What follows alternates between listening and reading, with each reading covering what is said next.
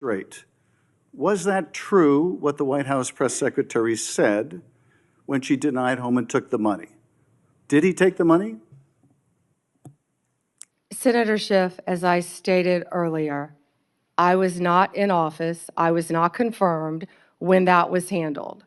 So does that mean... Deputy Attorney General Blanche and Director Patel said that there was no evidence that Tom Homan committed a crime. Yet now you're putting his picture up to slander him. No, I'm putting, his picture up showing an interview he gave with, I think, Fox, in which he was asked explicitly about these allegations that he took a $50,000 bribe, and he refused to answer. He said he didn't answer the question whether he took the money, so I'm asking you the question. Did he take the money? Senator Schiff, I answered that question multiple times. And frankly, you know... Well, I don't think, with respect, I don't think you did. But in case I just didn't hear you, what is the answer? Did he take the money?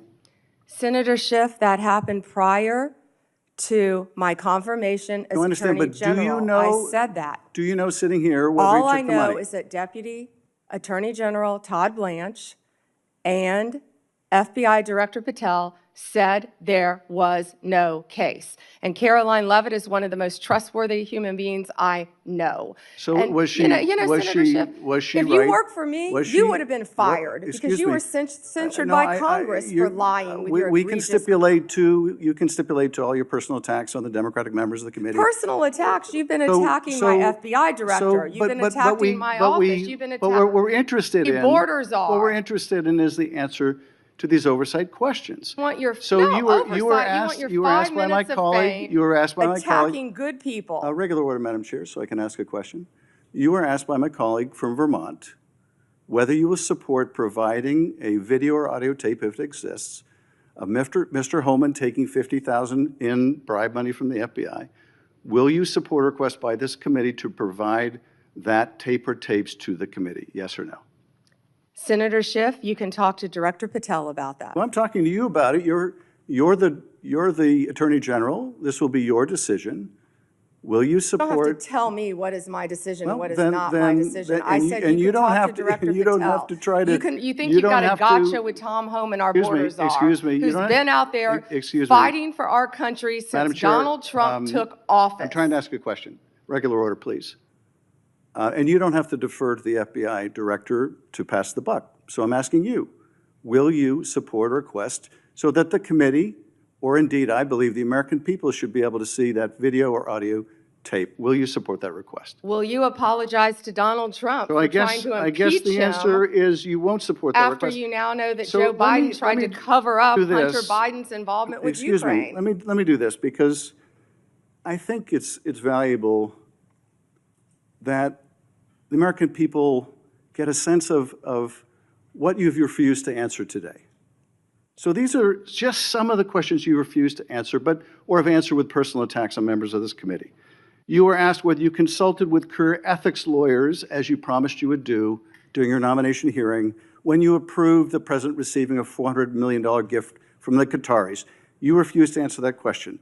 You were asked who or what role you may have played, or who played the role in asking that Trump's name be flagged in any of the Epstein documents gathered by the FBI. You refused to answer that question. You were asked whether Homan kept the $50,000 bribe money. You refused to answer that question. You were asked whether Homan paid taxes on the $50,000 bribe money. You refused to answer that question. You were asked, did career prosecutors find insufficient evidence to charge James Comey? You refused to answer that question. You were asked, how are military strikes on these boats in the Caribbean legal? And you refused to even answer that question. You were asked, a law degree, excuse me. You were asked, did you discuss indicting James Comey with the president? You refused to answer that question. You were asked, did you approve the firing of antitrust lawyers who disagreed with the Hewlett-Packard merger? You refused to answer that question. You were asked whether you support a restoration fund for violent insurrections to attack the Capitol on January 6th. You refused to answer that question. You were asked whether you were firing career career prosecutors just because they worked on January 6th investigations. You refused to answer that question. You were asked by my California colleague whether you believe government officials, like immigration officials, have to abide by court orders. You wouldn't even answer that question.